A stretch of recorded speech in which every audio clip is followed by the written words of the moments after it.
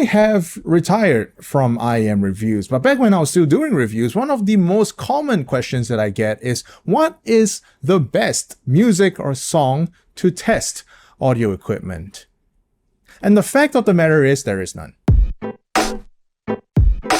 Before we continue, this video is sponsored by Headphones.com. Yes, this is an ad read. Headphones.com is the premier online audio retailer for those of you residing in the continental United States as well as Canada. Pick and choose from a wide range of enthusiast level products ranging from DACs, amps, IEMs, and of course, headphones. And to sweeten the deal, Headphones.com also has an unprecedented 365-day return policy, so if you want to, you could also just use them to try out some headphones that you otherwise wouldn't be able to try. There is still a restocking fee, but it's so much better than having to sell your regrets at a loss, right? Go to Headphones.com, tell them I sent you, and of course support the people who support me. I have a saying that I've been saying for many years now: familiarity trumps technicality, which are big words that I will explain right now. Don't get me wrong, there would be tracks that would absolutely be more appropriate for testing audio equipment with. They would have high dynamic range, they would have a very wide frequency coverage,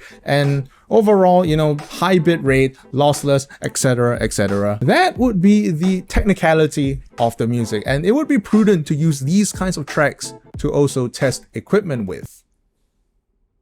But what is undoubtedly going to be the biggest factor that would help you identify flaws and weirdness in your equipment is not the technicality of the music, but rather your familiarity towards it. Familiarity trumps technicality is my war cry for the simple fact that you could use literally any piece of music to test equipment with, as long as you're innately familiar with it. I've talked about this at length in a written article on Crinacle.com, so if you're interested, you can just go down to the links in the description and just read it and, do whatever you want with it. The whole point of using music as a reference point is the fact that it's a reference point. You have to be familiar with the ins and outs, how it plays on certain pieces of equipment, and how you can detect that little shifts in the tonality, the nuances, just by ear. And as I've said many times, you could use anything for this. You could use the Teletubbies theme song, I don't care. As long as you're innately familiar with the piece of music, it can be used as a reference track. And on the opposite end of the spectrum, if you're not familiar with a specific track, even though it may be very technical, you don't have a reference point for it. And therefore, at that point, you're listening to the music and not the equipment, which is fine. You're supposed to be listening to the music, but when you're explicitly trying to listen out for differences in equipment, you can see why this is a problem. In fact, not being familiar with a song actually kind of makes it sound better. You're not exposed to it. You don't hear the little nuances. You simply just enjoy the music. And this is a phenomenon that's been exploited, if you want to call it that, by many brands, manufacturers, and retail stores. If you've ever been to an audio show, you've probably seen this in some way or form. You go to some high-end brand and they have their equipment fully stacked up for you. The amp, the DAC, the streamer, the headphone, and they just let you try it, albeit with their own selection of music. And in some cases, they wouldn't even let you use your own sources. They would cite that, oh, the DAC in your source is too shit. We need you to experience the best of the best that we can offer you. And to me, it's just an excuse. Because like I said, when it comes to these kinds of very highly curated music selections, there's a good chance that you've never heard these songs before. And Unfamiliarity, coincidentally, sounds really good. So when you are listening in this kind of highly controlled environment, you are not really listening to the equipment anymore. You are listening to the music, which again is fine. But when you go to an audio show, you are there explicitly to test equipment. So again, you can see why this is a problem. Again, the war cry is familiarity trumps technicality. Use the songs that you are familiar with. Don't care about the technical songs, how great they are for testing music. All of that doesn't matter when you're not actually familiar with that piece of music. Moving on, I just want to talk about something that I've been seeing around the audiophile circles, and that is recommending gear based on genres. It's a common thing that you see in forums and chat rooms where it's like, oh, you like rock? Well, this IEM is great for rock, that IEM is great for jazz, etc, etc. And this is something that I don't quite agree with. I feel like the concept of genres is too broad for something like equipment testing, because for the fact of the matter is, even within genres, you have such a wide range of subgenres that one subgenre would sound very different from another subgenre, even though technically they are in the same category. I'll give you an example on a broad genre that I'm fairly familiar with, hip hop. You probably have seen it many times where it's like, oh, this IEM is great for hip hop, that IEM is not great for hip hop. And I don't quite understand, because if you've ever dived into this kind of genre, you would know there's such a huge, massive range that you can pick from. Even if we just put a cage on just America and say, oh, just American hip hop, you have East Coast hip hop and West Coast hip hop that are so wildly divergent that I feel like it's not really wise to lump them in the same category anymore. And then you have Korean hip hop, which is something that I am very deeply into, which would sound very differently from something like UK grime. So you can see where my frustration is when people talk about blah blah blah is good for insert genre here, because if the genres that I'm familiar with, I know are so broad, then I'm pretty sure every other genre on the planet would also be equally, if not more broad. Let's put another different example. If I say that an IEM is great for pop, immediately your mind goes into 50 different places at once, and all of them are completely different from each other. You can see why I'm not very enthused by the whole concept of genre. The alternative that I can give is to talk about instruments specifically, and that I feel is much more appropriate for something like gear testing. With instruments, it's much more specific yet still quite equally broad. For example, we can talk about how this IEM does well in acoustic guitars, which encompass many different genres. Or we could say that, oh, this IEM does really good for saxophone, which, you know, some people immediately attribute it to jazz, but it's also equally used in other kinds of genres as well. And from there, you can kind of nail down what kind of frequency ranges the equipment is specialized in. For example, you could say that, oh, this equipment is really good for cellos and saxophones, and you kind of just like, probably better for lower frequency instruments, something more in the bass, or maybe maximum to the altos. So again, if you ask me, let's just stop talking about how X IEM or headphone is great for X genre. Let's talk about instruments instead. Let's stop talking about genres. It's too broad, please. Please don't. Now, the other thing that I feel could mess with the perception of a piece of equipment would actually be the mixing and mastering styles. The example that I can give here, because of my location, is actually old Mandarin Chinese songs. We get quite a bit of the older generation here at the Hangout as well. By the way, visit the Hangout, it's a really good place. And for those of them who are really into those kinds of older Mandarin songs, we have realized that they have a very clear pattern to their purchasing. Lots of bass. And if you have ever heard the old Chinese songs, you'll understand absolutely why. Those songs have very few low frequency information.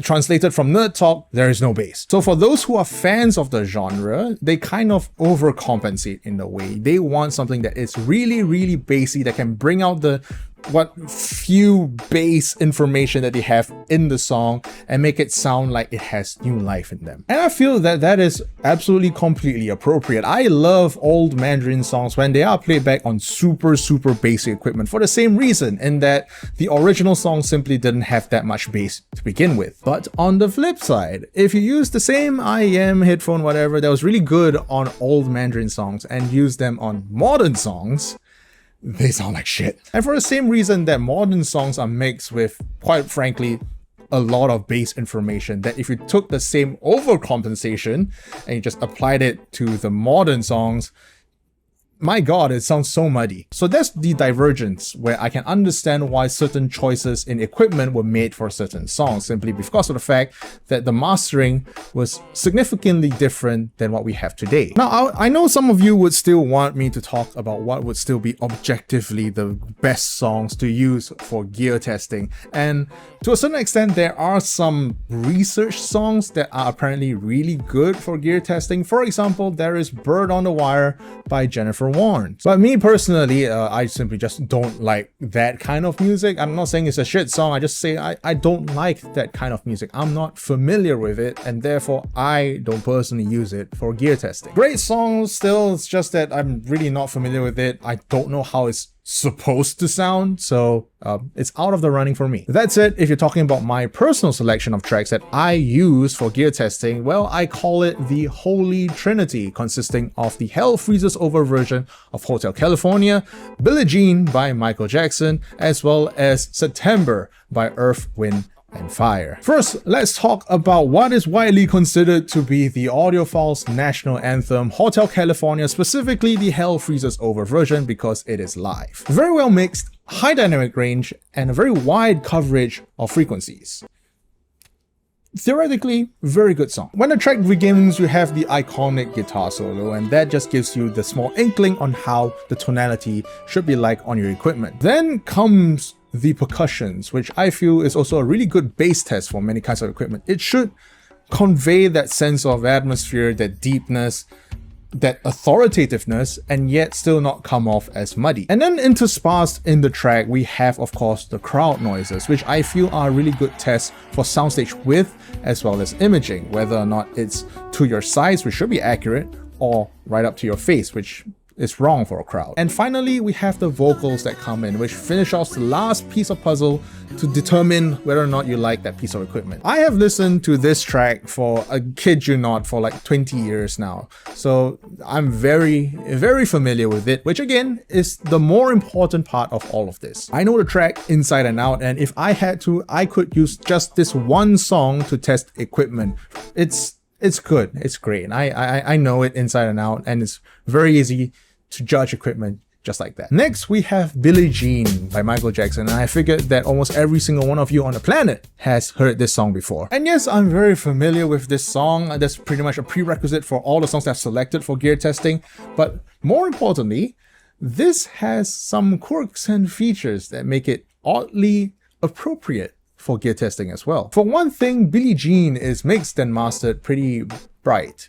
So on a normal piece of equipment that I know, I would actually expect Billie Jean to be quite sharp and at times even sibilant. That is just a nature of the track and not of the gear itself. But that also means that if there is a particular piece of gear that makes Billie Jean sound smoothed over or even, God forbid, dark, then we have a very big problem on our hands. So it's quite interesting that at least for Billie Jean, it's a music track where I specifically look out for the flaws in the track, and hopefully the equipment manages to reproduce them faithfully. And lastly, there is September by Earth, Wind and Fire, for no other reason than the fact that I like that song and I'm just familiar with it. That said, I actually prefer the December version of the track because it was much more recently recorded and some parts actually sound cleaner than the September version. And for my Holy Trinity, there's also another reason why I pick all three of them specifically, and that is the fact that you could find at least one of them in any audiophile SD card. So whenever I go down to any trade show, any audio show, and I'm ever stuck in the situation where I'm only allowed to use the manufacturer or brand's own stack and can't use my own songs,